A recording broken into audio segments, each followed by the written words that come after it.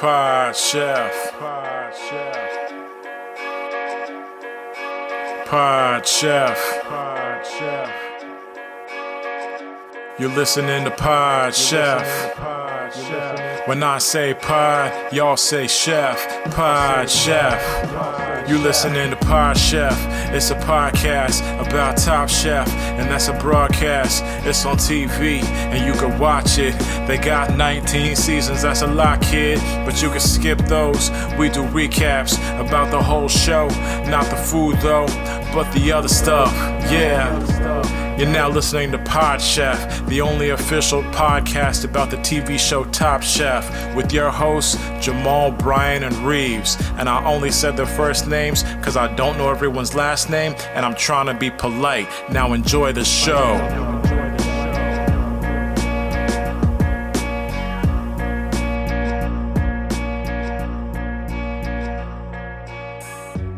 All right, welcome to Top Chef Recap, the number one pod chef.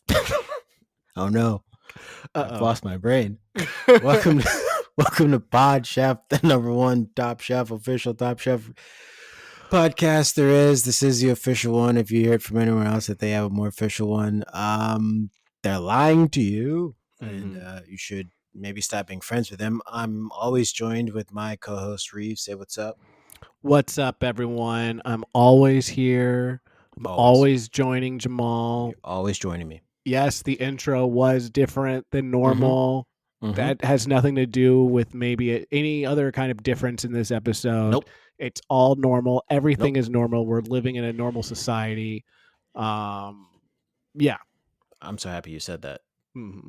Because I was worried for a second that people were going to think this wasn't the normal society that they lived in because I said things backwards. I thought they were like, is everything okay? Is everything working still properly out there? Is something different about this episode? Is there a reason I should maybe skip over this opening segment that I always listen to? Yeah. Is there a reason that is prompting me kind of very early on in this episode to just find out when they get to the Top Chef talk? What could that be? What's different out the top? So Reeves, it's just me and you this week. It's just us. Brian, and I know last time, Jamal, when you weren't here, Brian and I spent basically the lion's share of the episode talking about why you weren't here. Yeah, doing government secret stuff. That's right. That you shouldn't have been talking about. And you all got investigated for it, so you won't be doing that again. We got audited. Yes, so the good improvisers we talked about the person that wasn't there the entire time. Should we talk about why Brian isn't here? Sure. I mean, we can mention it in passing. I mean, I don't want to go into too much detail about it because I don't really care why he's not here, if I'm being honest with you. Well, yeah. I mean, why would we? We shouldn't care. Yeah. I mean, you make your decisions in life, right? Of like, what's a priority to me? I want to start a podcast during the pandemic that talks about Top Chef, but I don't want to go to every episode. Yeah. Okay. Fine. Okay. I guess. Cool. Sounds good to me. That's your choice. Go ahead. Hey, I'm going to rope in my two good friends, my buddies who I did improv with. I'm going to ask them if they want to come do my idea and then not show up. Yeah. Okay. But yeah, I mean, if we want to talk about why he's not here, we can. We can mention it in passing. Yeah. So Brian has been trying to get a fight club off the ground. Everyone knows that he keeps talking about his boxing classes. Yeah. And he often would hang out, in his boxing gym afterwards and try and get people to spar with him. And we heard about what happened when he went and saw Creed. So we're aware of his whole thing. That kind of leads into what was going on. The people that he was targeting that he wanted to, spar with him were all people of color. So people don't know this. Last week after the recording, we kind of hung out in the Zencaster, just shooting the shit. And Brian started talking about his Fight Club, and he was like, "I actually have made some rules for Fight Club." And he said the first rule of Fight Club: you have to see a black boxing movie. Yeah, and I feel like he made that rule more for himself. Yeah. to hold himself accountable. And he said that that's part of, him being an anti-racist, is that he has to hold himself accountable for his actions. And so he's like, I have to see one of these movies. And then the second rule, I don't know if you remember this. He said, you have to see a black boxing movie. Yeah. It was like, okay, those two rules are the same rule. Mm-hmm. Just one is said louder than the other. The third rule is if it's your first night at Fight Club, you pick the movie first. Yeah, you got to pick the movie. And Brian, it does sound like he's constantly pushing for them to watch $1 Million Baby. And I keep trying to explain to him, I'm like, That's not a good one. That's not a good one. Listen, we're right after Oscar season. It was an Oscar winner, but it doesn't really fit. Not for what you're doing. Yeah, what you're looking to do, which is watch, black focused boxing movies. Ironically, he could just watch Fight Club and kind of, because there were black people in the movie. And I kind of talked about this with Brian, is that black people, to me, don't make a black movie. It's just people to me. So, like, if there's people in a movie doing boxing, that's a black movie as well. Yes. Yeah. And, Brian doesn't see it that way. No, it's like a whole different genre for him. They're like, Brian said it, like, what did he say about the people at his gym? He said most people at his gym are black and they box different. Mm-hmm. He said, I can never box like them. He said the way they hold their gloves sideways. He said he tried to do it that way, but it just it didn't feel right. Yeah. He just couldn't. He just felt like he couldn't do that in a combat situation anyway. So he said he looked at himself in the mirror while he did it too. He said he looked dumb. Yeah, I looked real dumb. I'm not gonna do it. Yeah. He had a conversation. Tom was trying to tell him, like, no, man, you get used to holding your glove sideways, and like, really, you get stronger the more you hold it sideways and hold it straight out. Mm-hmm. And he was like, I don't know, Tom, I don't know if I can do it. You have that relationship with Jamal that's a little bit more special than mine, and I feel like I'm on thin ice right now considering all the things I texted him last week. So yeah. But yeah, Brian is starting a boxing club, a fight club. No one's actually fought. No. They are, it's mostly it's a cinephile for black boxing films, and it's, there's not very many, as far as Brian said. But I mean, that's what's happening right now. That's why he's not here. He's getting that off the ground tonight. He's getting that off the ground. Again, it feels like it's more of a movie club of some kind, and not a lot of people are showing up to it. But it is a misleading title, and we don't have to dive into it too much. Yeah. He's not here. He's not here, so we don't have to talk about the fact that he sent me a couple messages talking about how the boxing is getting easier, and I said, have you been punched in the face yet? And he said, no, not yet. And I said, well, of course it's easy. You haven't really boxed yet. And that's the only reason I won't box or get in any kind of combat sport, is because I don't want to get punched in the face. And well, I can't. Good for the sport. Oh, yes, that's right. You can't. Like, I can't because of my job. I can't be hit in the face at all. So I'm lucky. I wanted to join the fight club. Trust me, I would join a fight club in an instant. But I would love to join a fight club. If I had the opportunity, I totally Oh my would. God. If I didn't have my condition where if I get, tapped in the face, my head explodes, I totally would do it. But that's, yeah, those are the consequences for me, and I can't really run that risk. Yeah.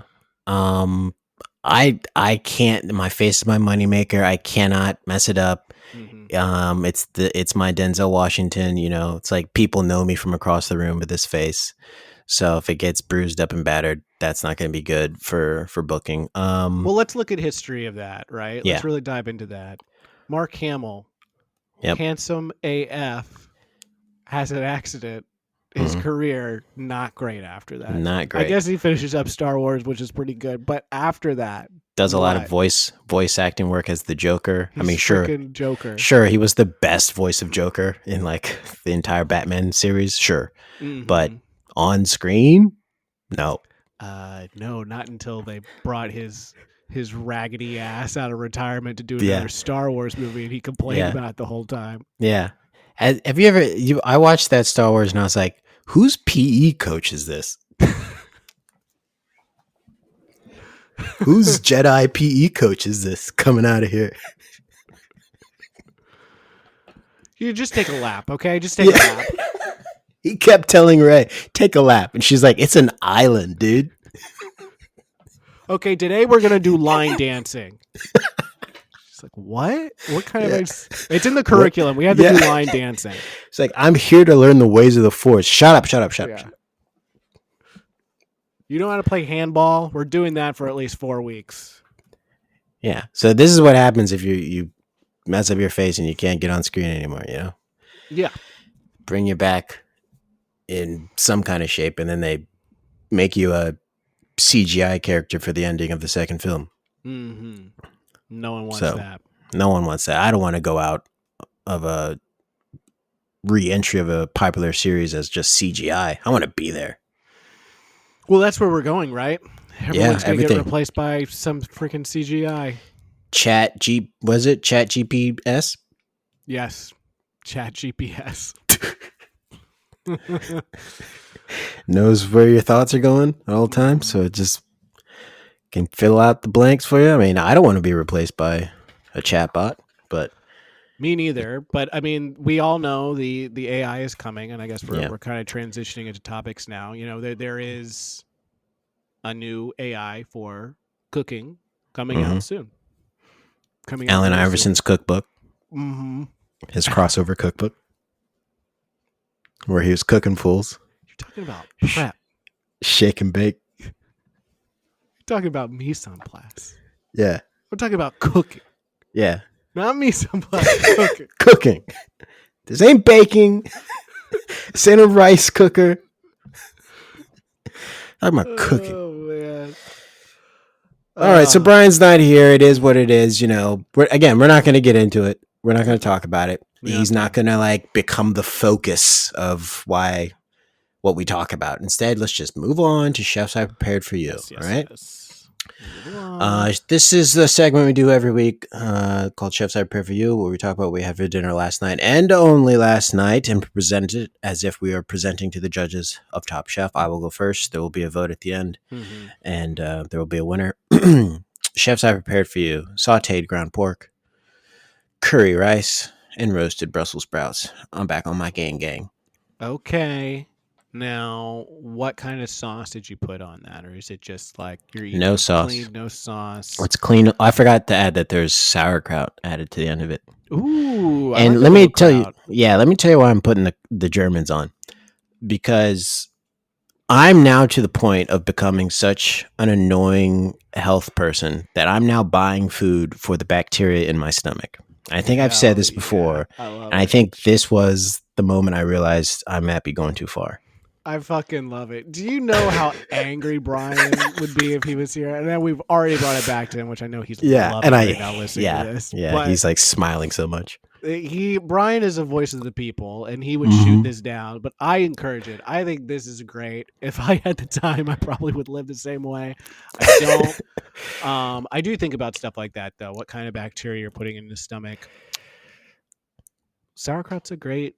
I like having a pickled something in the refrigerator, pickled pickles, or onions, carrots, something like that, because I feel like you can kind of make a plain dish, something rice and something, and throw that on it, and it just the acid just immediately is gives you a nice ting, nice little ting to the bite. It's good. It's not like you're throwing a bunch of ketchup or barbecue sauce on there, which kind of defeats the purpose.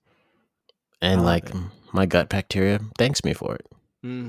Some of the, I hate to say this, but I love to say this, some of the cleanest bowel movements, because they march out in German form, high stepping. Yes, high stepping their way out, which is the easiest way to get out of a butthole. And we're aware that this is frickin' Irish Day, and we're not in October, but okay. Who cares? Sorry. Frickin' every day seems like Irish Day around here. Yeah. In my household. Because of who I am. Yeah. You can't escape it. Life. I can't escape that You shit. can't escape it. I don't know why people are so excited about talking about it one day. I'm like, this is my frickin' life. I wish it was different every single day. People come up to you and they're like, hey, Happy St. Patrick's Day. And you're like, you mean yesterday and the day before that and the day before that? That's every day for me, man. Why didn't you say that to me in December? Why are you saying that to me now? Oh, Yeah. now you care. Oh, now it's a thing to bring up. St. Patrick's Day. St. Patrick didn't matter when you were celebrating Black History Month, huh? But now he matters. But now you care. Now you care. Okay. Okay. Please. So what'd you have? So I had creamy chickpea pasta with arugula and rosemary. Now I've made this before. This is a variation on it because I didn't have spinach, and I used some arugula. I like this. It's an easy pasta dish. The creamy part probably is what makes it. Well, I mean, pasta isn't the best, but the creamy part is probably what makes it slightly unhealthy. But I never get heavy cream. It's supposed to be made with heavy cream. Never get heavy cream. Don't have time for it. But I just use milk and butter, which is like, to me, like an effective substitute. Basically heavy cream. Yeah. So it's good. It's an easy dish. It probably takes like, I don't know, maybe like 35 minutes total, like including prep to put together, which is like, I like any dish where it's like I can kind of throw things on as I'm prepping as I go. So it's like the whole time is consolidated. Because, a lot of times you get those like recipes and they're like, oh, it takes 30, 40 minutes, but the prep time takes like 15 minutes. You can tack that shit on there. But this one, you can kind of do that as you go, which I like. So yeah, it's a staple. It's good. You throw rosemary in the beginning with the chickpeas. Pretty simple. Now here's my question. No heavy cream. Do you find that heavy cream reacts different in your gut than like just cheese or something? Yes, because I can't do heavy cream. Heavy cream, I noticed it different because I made this with heavy cream, and I feel like I feel differently when it's definitely the consistency. Listen, it's better when you do it that way, but the consistency is different, and I feel like there's something to heavy cream. There's something when I take a carton of heavy cream, pour a tall glass right before I go to bed, and I down the whole thing in one sip, where I don't feel great afterwards. My tum-tum hates it. Yeah. It's not the same when I, right before bed, take a tall glass, pour some milk in, and put a whole stick of butter in, and I drink that. Well, it melts in my tum-tum. Okay. That I feel like a fucking $1,000,000 afterwards. Yeah. But the heavy cream, no. So yeah, there's something to that. Yeah, I can't do the heavy cream. It's too heavy for whatever. Even when I try and make mac and cheese, I've tried it with the heavy cream, and that upsets my stomach. And then when I don't make it with the heavy cream, it's all right. Mm-hmm. And I can't be messing up mac and cheese. Oh, no. You want to talk about a fight club? Start a fight club where you send people over to mess up black people's mac and cheese at Thanksgiving. You'll have a fight club, Brian. There's your idea. All right, let's do the voting. Okay. Oh, wait, no. Actually, one of us should probably do Brian. Okay. One of us should probably do what Brian would, and probably do it as him. As him. Okay, well, let's think through it. Brian, is he alone tonight? Are you alone tonight? No, he's not, because he's at Fight Club. Okay, that's right. So he probably grabbed something on the go. He probably procured Chef's Eye procured for you. Yes. I'm thinking maybe some kind of deli sandwich. A deli sandwich, yes. He has an Italian sub sandwich.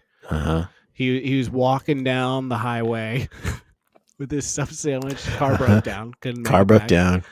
Sub sandwich, eating it. Deli meat flying into the highway. Probably dropped it a couple of times. Brushed it off. Still eating it.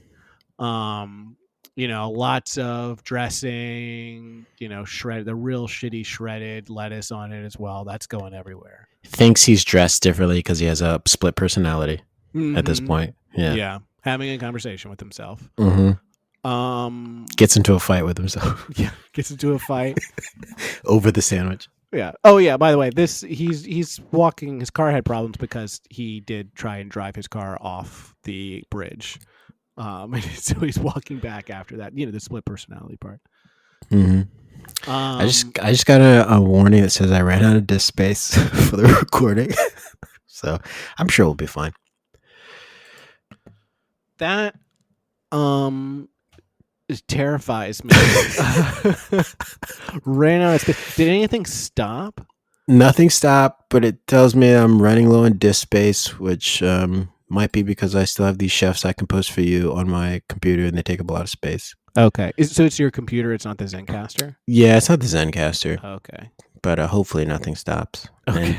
And this is the part where I know Brian's been listening to like these funny bits about us doing chefs I prepared for you or procured for you, and then also like why he's not here.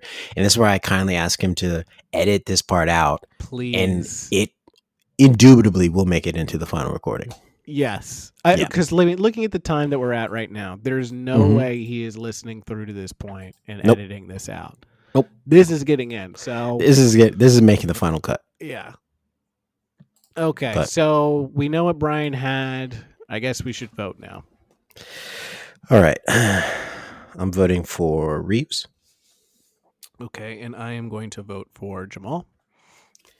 Okay. And how would Brian vote? How would Brian vote? Let's see. Pasta or pork? I mean, I don't want to say he would go for mine, but you know what he would do? He would abstain. What? He would probably abstain. Oh, classic Brian move. The classic fence sitter that he is. Okay, so we're at a deadlock. We have to vote again. We can't vote for ourselves, and we can't vote the same way we voted last time. Okay, I vote for Brian. Okay, and I vote for Brian. God damn it. And Brian abstains again. Fucking wins, and he's not even here. All right. Oh gosh, this is okay. Well, he wins, I guess. So congratulations, Brian. Great job. Great job. I think it speaks volumes about how good our cooking is that the guy that didn't even show up has won. Yeah. But hey, that's Top Chef, baby. He's on his boxing diet with like broccoli and like chicken and rice, baby. We'll be right back after this. Pod Chef. Welcome back, Pod Chef. I don't know what the episode is for Pod Chef. Brian refuses to put the episode's number up when he puts the episode up. So this is Pod Chef episode 230. I don't know. Yeah. Top Chef season 20 episode 2. Rice, baby. Dun dun dun dun dun dun. Yeah, it's we can only. Yeah, it's not the same. Oh, who is that? Okay, I guess we'll introduce the guest who's joined the podcast right now. Guest, would you like to introduce yourself, or do you want me to do like your intro? I have a piece of paper that has your intro on it. Oh, I'm very curious what the intro says. This is straight from Reeves. Please welcome greatest wife, greatest chef, greatest mother to my kids, Ginnie Seegers here joining the podcast, everybody. Wow. I definitely know the greatest chef is alive. Well, this is entertainment, so we kind of stretch whatever we want, That is true, and I do feel like when you cook with me, it is entertaining because I refuse to follow any recipes, and I just throw a bunch of things in there. Now that's a cookbook that's waiting to be made. Yeah. Well, cooking by committee never really works, right? Yeah. We see it in this episode, right? When you try and cook. Yeah, it's not going to work. Did you try and make cheese and crackers by committee? Speaking of which, I loved this episode because I loved Ritz crackers. I probably ate a box of Ritz crackers a day when I was a child. What? So really? This is fun. This is something we talked about. Ginny is going to fill the role of the things that Brian probably would say. Yep. In these episodes. I see you. Yeah, she's of the people. Salt of the earth. Yep. The people's champ. So you'd eat a box of Ritz crackers every day as a youth. Now, was this just your go-to snack? Did you seek this out, or were they readily available and that's why you were drawn to them? We didn't get to make choices like in the grocery store as children. Did you? No. Okay. Yeah. So it was what was there. And I was a very picky eater, and I only liked like very few foods. And one was Ritz cracker and then American cheese in a sandwich in the microwave. And then I'd eat it. So that was your amuse-bouche. Yeah. That was my amuse-bouche. So you was it white bread, wheat bread? No, it was Ritz cracker. Oh, so you're talking about a Ritz Crackers cheese sandwich in the Mhm. microwave. I've never done that. Now that is next level. I always liked a cold cheese on top of a Ritz cracker. Let it warm up in your mouth. Oh, it melts, gets that velvet cheddar texture going on the roof of your mouth. Nothing like it, folks. Yeah, the bad part about putting all of those ingredients in the microwave is that they're so processed that it kind of comes out like waxy when you eat Mhm. it, and you're like, this is not great, but never stopped me. But that's what you want as a kid. You want something that'll be waxy, fill you up, keep you chewing a lot. Well, here's a question. So this whole quick fire is basically just an ad for Ritz. It's a Ritz Crackers ad. The Ritz Cracker media is here to try and I'm trying to remember the Ritz Cracker mission that was something about how they're trying to change the world one cracker at a time or something like that. Which doesn't play well in black communities. Isn't that your goal too? Yeah. One cracker at a time, we're going to change the world. Yeah. Crackers only. This could also be part of Brian's Fight Club, I think. So yeah, let's talk about this quick fire challenge. The chefs were tasked with creating a amuse-bouche served on top of a cracker for a Ritz Cracker sponsored challenge. Each contestant chose one item from a display table showcasing several unique and unexpected ingredients, which included dragon fruit, oyster leaves, Brazil nuts, guajillo chilies, lemongrass, lotus root, plantains, yeast extract. You get the picture. A lot of goat cheese, let's just put it that way. The chefs then split into groups of 3, and they were still competed individually. The group members were required to incorporate all 3 of their ingredients into their dishes, and the judges then selected the chef with their favorite dish from each group. And the chef with the best overall dish from this list was declared the winner and received immunity plus $10,000 before taxes. This is a bit of a hat on the hat. We got Ritz Crackers. Got it. You have to make an amuse-bouche. Got it. Check. And they're like, okay, now you're in a group. Okay. Check. You have to use each other's ingredients. Stop there, please. Okay. You're competing against each other. Okay. Can we stop right here, please? Then we're going to take one winner from each group, and then there's going to be a winner over all of them. Okay. Yeah. And they win immunity, and they also win. It's just so many things. Just simplify. This is what happens when Tom is in the writer's room. You can always tell the episode where Tom's like, I like my idea the best, and we should just do my idea. Yeah. Someone else is like, Tom, this might be too much. Well, I like it, and I won't be there, but I like it. So have Padma do it. Yeah. I mean, and that must be so stressful when he comes into the writer's room because they're like, oh, God, we're fucked. This episode is just a whole wash now. Everybody has that person in their office, usually a guy, who shows up to a meeting, and you're like, oh, this fucking meeting's going to take forever now. Yeah, the spin zone is here. Yeah, this was going to be a 10-minute meeting tops, and now Charles is here, and Charles is going to talk our ears off. Yeah. I mean, devil's advocate, I like a twist. I'm just going to say it. I like a twist. Okay. This is season 20, international. That's true. This is the time that we need. You think you know what's coming? No, you don't. You don't. Yeah. You're making a good point. And this is why you're on the podcast. This is why we need you here on this part of the podcast. We need more people who understand the stakes of season 20. I don't think it's hitting us yet. See, fully. I'm like a super fan. Like, Jamal, you can ask me any question about any season of Top Chef, and I can give you the answer. Please do it. Okay. Who won season 14? Season 14, that would be Kristen Kish.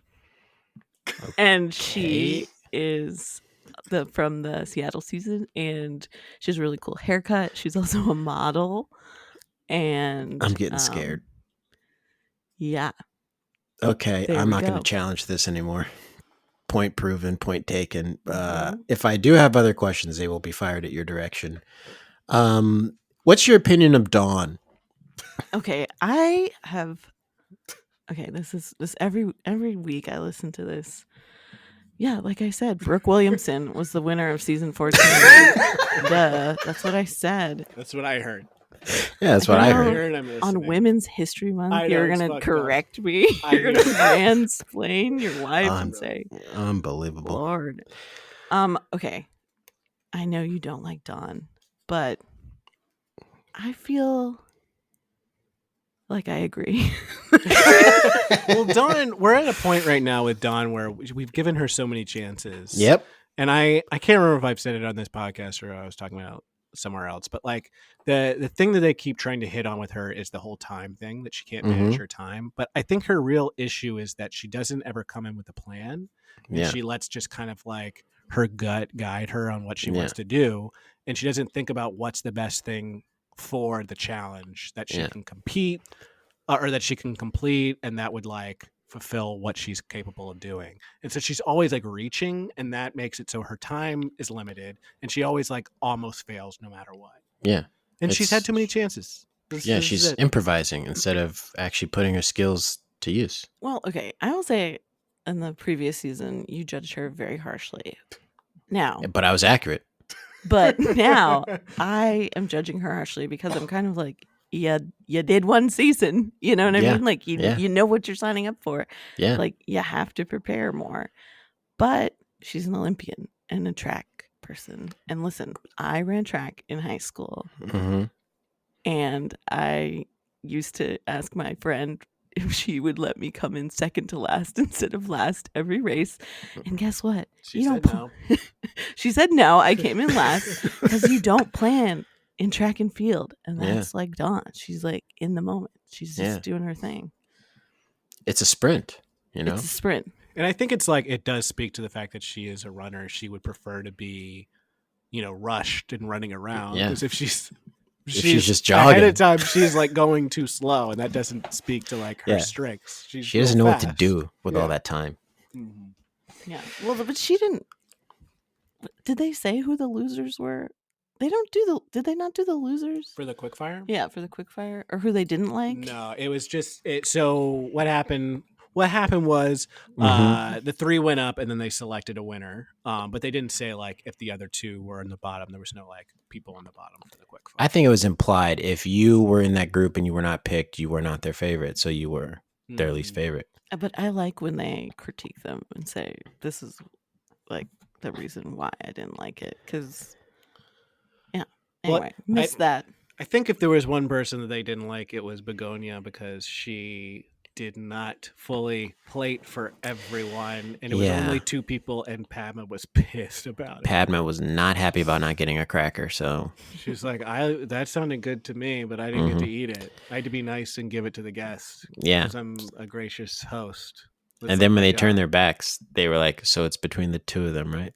That was my favorite part of the episode, is the whole drama of behind them, like turning their backs and walking, and then just like the couple of snippets of words that we heard being like, too big. Yeah, proportions. Ratio matters. They got the ratio right. Just imagine some editor being like, what words should I allow them to hear? I'm going to cut out all of Padma's profanities that she's so fucking hungry, and I didn't get to eat that Ritz cracker. So last thing on Dawn. Dawn mentions that she's opening up her restaurant in late August. Now, is the name of her restaurant Late August, or is she not opening her restaurant in time? Heyo. I mean, let's be honest. That it's not opening in August. It's not happening. There's no way. There's no way. No way. There's no way. Okay, we can Google it on Women's History Month. So yeah, Gabonia didn't get 2 crackers on her plate. What was that name again? What did I say? Was it not Begonia, right? Begonia. Yeah, that's what he said. Yep. What did I say? I don't know. I was checking. Oh, I spelled it wrong. That's why. Begonia, not Gabonia. Yeah, that's it. I spelled it wrong. I want to point out one thing I did like on top of the whole drama of them turning around. But I like so there's 3 people competing against each other, and they did like a 3-person split screen, which I thought was cool when they cut to them when they were going to announce it. But the missing part was, I feel like they should have shown the reaction when they found out who won or not. Yeah. That they just needed like that little snippet of like the facial being happy or being upset. Like, fuck this person, blah blah blah. Just you'd think they'd get this right. Split. I think the split was cool. Yeah, I would think that they'd get this right. Season 20, they've figured it all out, but they're still It's Still missing on the twist. shots. They're still missing on the shots. It's a They need a twist. they need a production specialist. Ginny, get on the show. That's not Help what them I out with their did. shots. Help them out with their shots. Help them out with their shots. So the judges, yeah, they picked their favorite. And May wins overall for the quickfire. So congratulations, because Whose that's team is May on? Reeves. Oh, Reeves. Okay. Yep. We'll get to the scores at the end. Don't you worry. All right. Don't you Okay, worry. They're well, I do updated. have a question for you. Go ahead. If you were a mouge bouging, which a mouge would you bouge? So which one would you pick of the things? Oh, okay. The wording threw me off for a second. I was like, "Which amuse would I bouge?" Let me see. I don't know. Am I picking just from the group of like what they had to pick from? Like Or group 5 had caviar, cream, jackfruit, and tamarind. Like, am I picking from their flavors? I don't remember what each person made. Oh, okay. All right. Well, you can pick whatever you want, even your own amuse bouge. If I'm being honest with you, if I was here, I mean, I'm going cheese and crackers. I'm just putting goat cheese on top of a cracker and putting maybe a pepper on it and being like, "You're welcome." I Every love time. A that. Lunchable? Yeah. I love that. Why destroy a classic? Yeah. Santiago's like, classic. Okay. Yeah, you know what? I respect that. Turns around with Pat and he's like, I think we got to go with Jamal. It's like, it just like really reminded me of my childhood and growing up. Yeah, he's gonna be like, he didn't do a lot, but he did a lot. Yeah. If you know what I mean. You end up winning. Boodle Yeah. loses his fucking mind. Yeah. Michael Voltaggio comes back and does a talking head somehow. He's like, I used to do that my first year of cooking. I don't know how he's winning with this stuff. He's still upset. So we get on to the elimination challenge. The elimination challenge that's so nice that they named it twice. It's a rice baby cook-off. It's a risotto oh no bonanza. We entered the dojo of oh no, the pain train of the long grain, the cooking barb with the sticky garb. They have to cook rice for over 100 people. Good luck, Chuck. Mm. Big task. But I sometimes with these where it's like, it's such a wide berth of things you could do, that can be a little bit dangerous for people. Mm-hmm. But we saw a lot of interesting choices. Mm-hmm. Ali's using basmati, my favorite long grain. Oh, that's your favorite. What? Did you eat a lot of rice growing up? Because that was part of it. Growing up, no. No rice. As an adult, yes, because rice is cheap. And so once I graduated college and I was broke, rice was on the menu. Yeah. Rice, chicken, and frozen vegetables. Are you Reeves? This is like, that's Let me like, take off this mask real quick. Cheap and healthy. Yeah, he loves rice. I grew up eating rice for every single meal, so like, I kind of have this. I don't. What's your favorite? I don't like eating it as much anymore. Oh, you've had it too much. I've had it so much. It was like every single meal in the microwave. I can still picture the brown microwave dish that we'd put it in. Throw some Goya in there, yellow rice, microwave every day of my life with a Ritz cracker and American cheese on top. For texture. Yeah. But this challenge was like, I think, A+ because it's true. Everyone messes up rice. Yeah. Including me. I'm not good at making rice. It's too I messed up the other day making rice. It was way too al dente. You can hurt my make tummy. it. See, and we're back to tummy issues again. Not marching out like Germans. You weren't here for that part. You can't rush rice. No, and the thing is, you can cook. It can be the same type of rice, the same kind of method, and it can still come out wrong. Different, yeah. Yeah, it can come out. And then it also kind of boggles my mind that it's like brown rice, you have to cook differently than like sushi rice. Yep. Differently. Yeah, I learned that the hard way. Yeah, it's hard. It is hard. I tried to, so I was watching, what's the big burly dude who's on the cooking channel? He was doing something on Instagram about cooking Guy rice. Fieri? No. Guy Fieri? Different guy. Different guy. I said Guy big burly Fieri? guy. Guy Fedorov. Not guy. Someone else, but he was cooking basmati rice, and he was cooking white basmati rice, and he showed me a technique where you put the rice in boiling water instead of starting cold and boiling it from the beginning, and you turn the heat off and literally come back 15 minutes later and the rice has cooked itself and absorbed all the water. What? And I'd never seen that before. What and then kind I of tried rice? it. It was basmati rice. Basmati. And I tried it with the white basmati rice that I had here, and it worked. And then I tried to do the same thing with brown rice. No go, Jack. No, The brown rice said, no, you must cook me more. They brown rice wants to be cooked. Oh, you got to tend to brown rice. You got to put a little salt in there too. You got to spice. Yeah, no. This is why some white guys are afraid of brown rice. Oh yeah, for sure. My wife is looking at me right now. On St. Patrick's Day too. Yeah, I can't believe I said that on St. Patrick's Day. Let's listen to Tom's small talk clip of the week, shall we? Hi, Celia. Oh, hello, chefs. How are you doing? How are you? Did you get the message we're making rice, not potato? No, actually, my dish gonna be coconut rice. Okay. Inspired by the Thai dish masamam curry. Having two starches like potato and rice. How do you plan on highlighting rice? The potatoes get the taste of the masamam and they can complement rice. I'm not a big fan of rice. I'm potato girl. So that clip sounded terrible. Didn't record well. That's good to find out right now. I don't think I had my settings right. This is amateur hour right now. Listen, Sylvia's a gem. She's very funny to me. I think this is also the moment. So like there's a guest judge, Lorna, who I think is a top chef. She's a host of like a top chef in another country. I don't know. South Africa. Thank you, South Africa. Fact checker. There's a moment where, because she's doing the rounds with Tom, where it's like I think it's when they go to Sylvia. She like asked him like, what are you cooking? And she like turns to Tom and grabs his arm. I don't know what the fuck that was about. Like almost like she's trying to settle him. Sylvia does? No. Lorna. Like it was almost it was either to settle him or to be like, I'm doing this right? Like I'm doing what you told me to do, right? Tom's looking at the ground.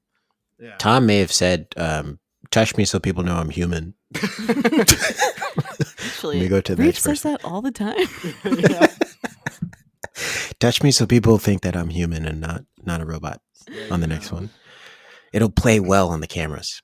Well, I mean, that may have been I'm definitely a potato girl, so I was completely on board with this. But I do kind of feel like she copped out a little bit because it's like I don't know what the judge. Well, I guess I don't want to skip ahead, but judge's table. But like their reasoning for keeping her was just kind of like she knew she messed up, and I'm like, is that a good thing? You know? Yeah, because Dawn didn't know she messed up. So it's like we want you to like purposely mess up instead of like trying your hardest and messing up. It's a way to get out of it. So all the future contestants we have listening, if you want to try and get out of being eliminated and go into Last Chance Kitchen where you will die, just say, listen, this is bad. I know. You're right. Yeah. It sucks. What was I even thinking? I agree with you. You're right. Good. Gosh, you guys should give me another week to make it better. Just let me stay here a couple more weeks and I'll prove to you that everything is good. But it was bad, right? That's the way to do it. I don't know what you guys are thinking. Maybe send Don home this week and then like give us all time to recoup and we'll recover. Really show you that we're supposed to be here. Speaking of Don, was she the one that moved Luciana's pots? Technically, yes. With the help of, was it Amar also asking whose water is this? Whose water is this? And no one says anything. So I didn't really feel that bad because they yelled it multiple times and no one said anything. Was she not in the room? So they cut to her and she's like, I don't know, peeling eggs or something. No, she wouldn't have been peeling eggs at that point. She's doing something, chopping something. But who knows if she actually was in the room or not. The way they edit it, it seems like she was there, maybe wasn't listening, but she might have been, somewhere else. So if they did that and they yelled it and everyone was in the room, I don't know if we can get angry on that second hand because we weren't listening. But if she actually was like going and getting ingredients when he was yelling, whose pot is this? Whose pot is this? Probably shouldn't have moved the pot.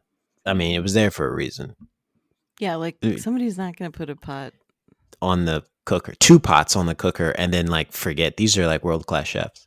I mean, the Yeah, only person who would exactly. forget would be Dawn. Oh And she was over there. Yeah. man, So let's talk about the Walking Dead shot of the people entering the festival for them. Did you see that opening shot when they're all like cooking the rice still, and they had the slowly walking in? It felt like Walking Dead to me. No one else. All right. okay. We don't watch zombie shows Oh, okay. because we're scared of them. Oh, okay. All right. Well, I'm not going to talk about it scary. anymore. I'm not going to talk about it anymore. Thank you. It just freaks me. You know what's also scary? How many carbs the judges had to eat today. Is rice a carb? Yes. It's kind of high It's in a calories grain. and stuff like that. It's a nice grain. Yeah. Yeah. Do we want to talk about Tom's outfit? I'd like to talk about it. I'd like to talk about the glasses. So are those rose tinted glasses he was wearing? Are they tea shades? Are they sunshades that are just red tinted? Are they Mars glasses? What are we going with here?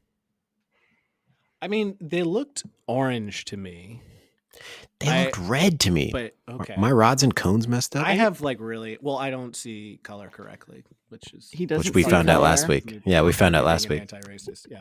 Yeah. Yeah. Brian sees Yeah, too much color. Jamal, don't tell him that I'm a person of color. Secret safe with me. I do not remember what Tom was wearing because listen, I was focused on the food. 54 ingredients in a mole. Yeah. That's what I'm looking out for. Yeah. Mhm. I was going to bring that up. Gabri made a risotto and a mole sauce with 54, and he made a note to say there's 54 ingredients in there. And I feel like when the judges took a bite of it, they're like, I'm tasting all 54. This is great. I'm I surprised saw Tom counting. He was like, Yeah. 1, 2, 3, 4, 5. He He's did- Like, Wait, he- I lost count. I gotta get it. Yeah.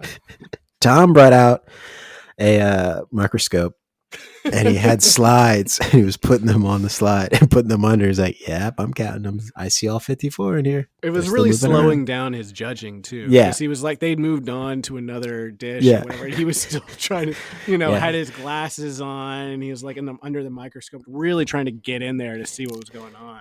The microscope was dressed just like Tom. That was strange.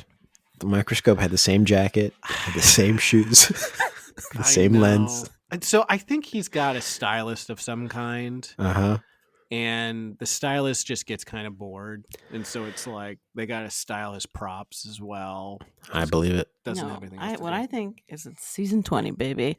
It's a twist. Tom's wearing glasses. Season 20 International. London. Ding dong. Okay. Ding dong. Begonia, her dish kicks butt.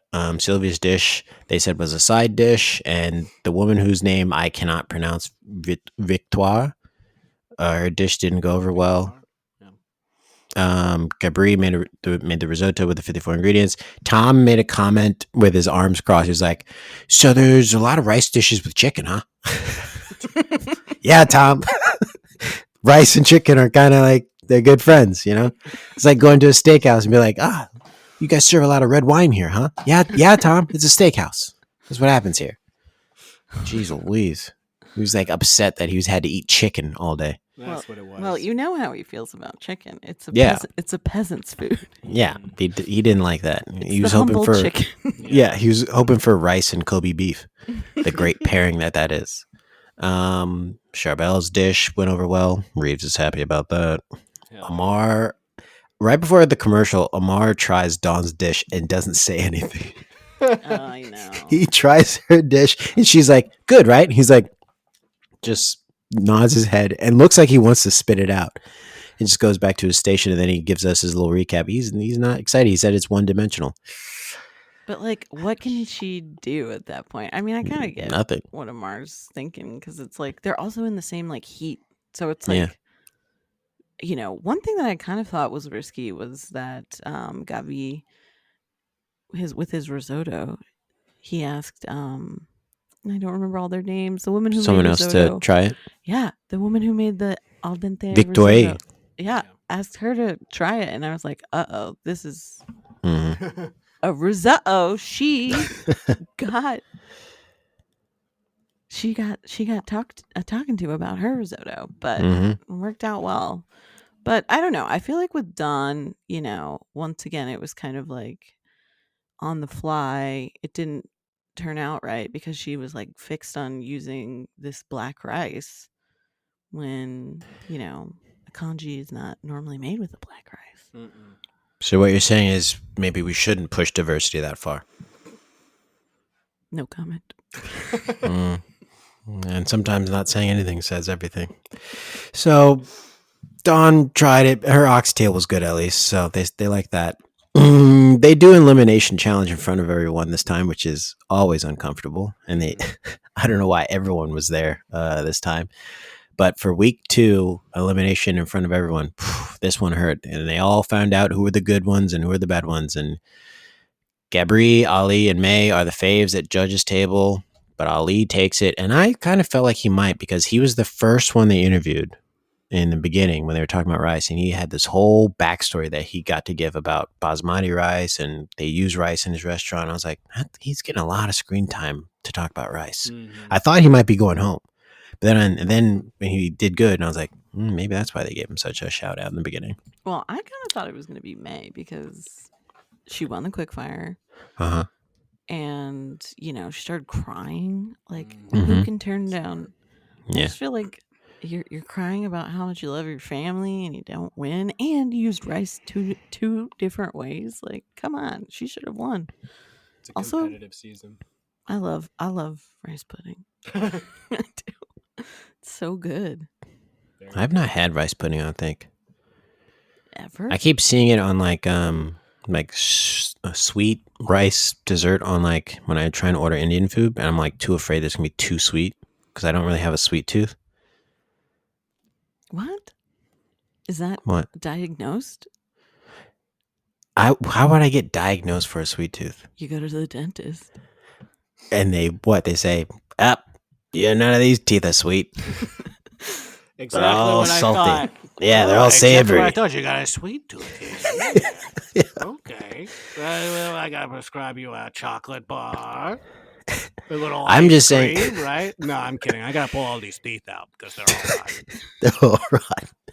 No, I'm just saying I don't run towards a dessert. Anytime I go out, unless there's like a apple cinnamon dessert, I'm not running towards a dessert. Now, I have an question. apple and cinnamon tooth. Mm-hmm. Okay, well, if it's not on the menu, do you ever ask for apple cinnamon from? No. Like even if it's not there. No, Okay. I won't make that mistake again. Disney cruise ship won't be made a fool of again. Because I had an ex-boyfriend who at every restaurant would ask for a brownie, and Even ice if it cream, wasn't on the menu. even if it wasn't on the menu. Wow, And did that I'm ever better work? than that guy. Yeah, Can you good guys job. believe it, fans? I'm better than some asshole that asks every restaurant for a brownie and ice cream. Jamal, I think you should go and do that. Like, start asking restaurants if they have For a slice of apple pie and ice cream? I'm just interested in what the response would be. I would never have the balls to like ask for something off menu, and I'm fascinated. try like, it. how it would work. I'm going to try it. I'm going to ask for just like a slice of apple pie and ice cream. And they say, well, we don't have that. I say, well, someplace around here does. So Yeah. get it. Well, okay. I also think. Did you ever make me rice pudding? I have Oh yeah. a long time ago, But I it don't wasn't think was good, very right? No, No. it wasn't good. I messed it up. But rice pudding is very good with like Indian food because it's like cooling, Mm. and I don't think it's overly sweet. I actually think Okay. you might like it. Okay. Yeah. I'll try it next time Yeah. and I'll report back. Okay. You'll hear my review on the podcast. This is how I get her to listen to the podcast. I'll put the review on the podcast and then Reed's will be like, hey, you got to hear Jamal's review of rice pudding on Is the this your podcast. physical therapist? This has to be in the second part of the show, though, because I pretty much guarantee you do not listen to the first part, right? I sometimes do. I'm gonna open the show with my review of rice pudding. Okay, One of these good, times. Good. All right, so Okay, I know that he. What's his name? Who won again? What was his name? Ali. Ali. Ali won, and I feel like you're right. It probably was a great rice dish because someone did a risotto and they loved it. I feel like that should get like It was Gabby did because his mole head Yeah, was on his top. mole. Yeah, I think. Listen, real understatement, dumb comment here, but it's a very competitive season. Everyone is Yeah. really good. Like everyone, there was a bunch of dishes that I was like, well, that definitely is going to win, and then Mhm.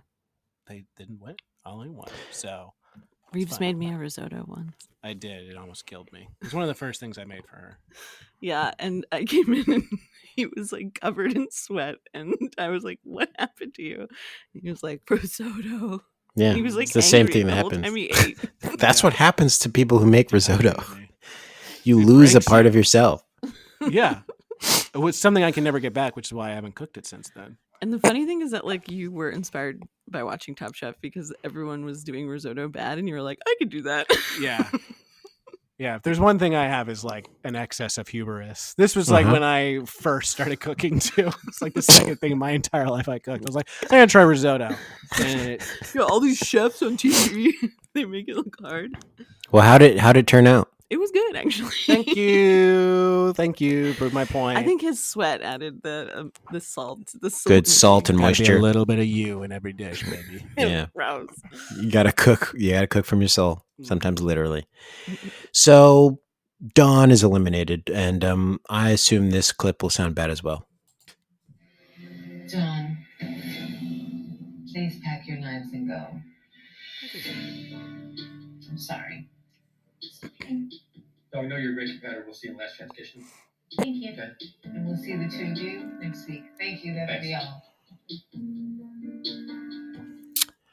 So Dawn's going to Last Chance Kitchen, and update, she won the first round of Last Chance Kitchen. I didn't watch it, What? but someone did. You didn't watch it? No. Okay, I watched Our it. special guest watched it, so please give us your review of Last Chance Kitchen. Okay, it started off kind of spooky. Actually, Mm. it just showed like these shots of like the kitchen that they're going to cook in with nobody, and then it just had like Padma's voice with like an echo, and they were like, "Dawn, you're eliminated." I'm not kidding. This is not even a bit. This is what happened. And it was the same thing with the French guy. He was like, "Well, you're eliminated," and then it's like, "Last chance kitchen," and then I almost said chicken, but yeah. So it was. They had to compete with some of their winning ingredients that won them, or like they made it to the final with, or something like that. Mm. And Dawn's was like a tartare, which I was like, that's easy in 30 minutes. It's not It's cooking. raw, right? Yeah. And then his was some sort of I can't remember, a fish of some sort. French. Something French. But they had to do something different with it. And then his downfall was basically that he claimed it was Japanese, but he was putting like cream in it. And Tom kind of gave him this like geography quiz. He was like, "What are Yeah. you from, Normandy, France?" And he was like, "Yes." And he was like, "Oh, okay." Yeah. And so, and then Dawn was cooking with shito, which is an ingredient from Ghana. Mm-hmm. And she thought she put too much shito. So she put honey and was like trying to balance it out and all this stuff. And apparently Tom loved it and commented that she's probably going to do well in Last Chance Kitchen because she needs to just go and not think. So I think she might actually be great in this because she was never on Last Chance in her season because she made it through. But I think this might be, I think she's going to have like a good run because she definitely knows how to cook. And I think when she can't like psych herself out, but it could be like a Brother Luck situation in season, I want to say 15. I want to trust that. I do. On Women's History Month, you should trust that. Do you remember Brother Luck? He like made it all the way through so many times for Last Chance Kitchen. And Do you want to take that again? Last Chance Kitchen. I feel like I really have You to think really want to say hard. chicken. I really want to say chicken. Anyway, so Brother Luck would always like, he made it all the way through, and then he beat like 30 people, and then he got in and he got eliminated the next. Immediately. So sad. I know. Samuel made grilled salmon with mushroom cream, mushrooms and pine nut vinaigrette, and Dawn made pan-seared lamb saddle with shito tomato salad and herb bread crumbs. I said it was a fish, right? Mhm. There you go. So yeah, Dawn's still in the competition, I guess. Let's do a recap of our fantasy team. So this is week 2, and I gotta say, 2 teams have already kind of made quite the gap.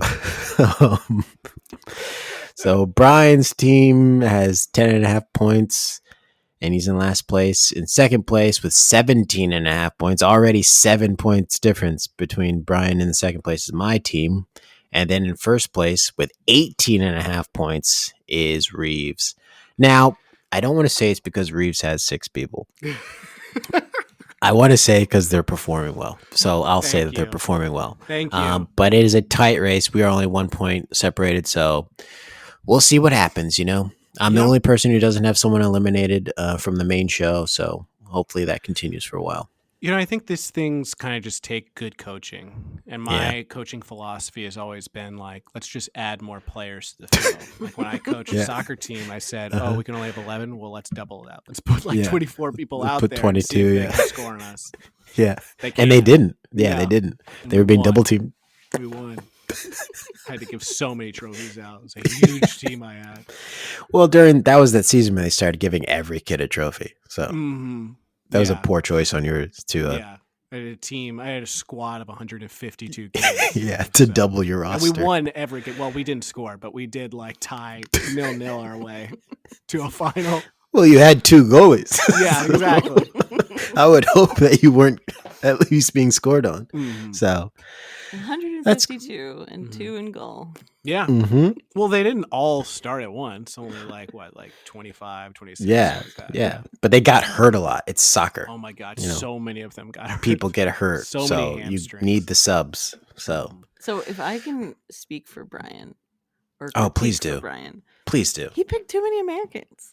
Like, what? Uh-huh. What was he thinking? Uh-huh. He's got Americans- Boudreaux. He's got Sarah. He's got Lucian. Well, Lucian is not. Samuel Albert is not. Well, no, he's got 3 Americans, I guess. Oh yeah, I listened That's to the the show. Brian's, it does not look good for him. He does have Boudreaux though, right? He does. And I feel good about Buddha. I Buddha's don't think a he's strong. gonna win, but I think he's gonna go. I think he'll make it to Restaurant Wars. Maybe. I think it's going to be. I think Buddha will have to be eliminated on something that he's never done before. Like a challenge is going to come up that even he's like, I don't know how to do Impossible. this. He's Yeah. done everything. So we think until the calamari, you got to catch your own squid. You got to So- actually put on scuba gear and catch your own squid. Oh, I forgot there was a funny part of Last Chance Kitchen where the French man was like, "Oh, I want to open a restaurant in the U.S., but like the one thing that I've learned is that they love salt." He's like, "More salt." We need salt, but yeah, and I think Buddha. There was an article that you didn't read? Did you read it? I did read it. Yeah. He apparently like went through and like watched everyone's season and made like a graph of like what was their losing dish, what was their winning dish. Yeah. Like, there's not a food he doesn't know. I mean, he did that before last season. He talked about it on the last season. Yeah, I mean, I think the thing we know is that he is a true psychopath, but he's also right, because if you want to Yeah. win, I would You say gotta- do everything within your control to win, and that's Yeah, you got to study. What Yeah. about Brian Voltaggio versus Boudreaux? Oh, gosh. Oof. Ooh. I'd love to Versus see Reeves, that. man. Oops. All making risotto. Edit that. Reeves honk. Brian, you're gonna have to edit that. I'll make note of that. 106. All right, so we've hit to the end. Thank you so much for joining us, Ginny. Is there anything you want to plug? Yeah. Read the Cherry Swamp. It's a DC satire Instagram and newsletter. Yeah, and have children. All right. I can't. I wish my wife was here listening to this conversation. All right, Reeves, you have anything? No, I'll do Where Are They Now next week or something. Okay. All right. Yeah. That's it for episode 2. Hopefully, Brian's schedule for his Fight Club doesn't interfere with any more of the recordings. Until next time, we're going to pack our knives and go.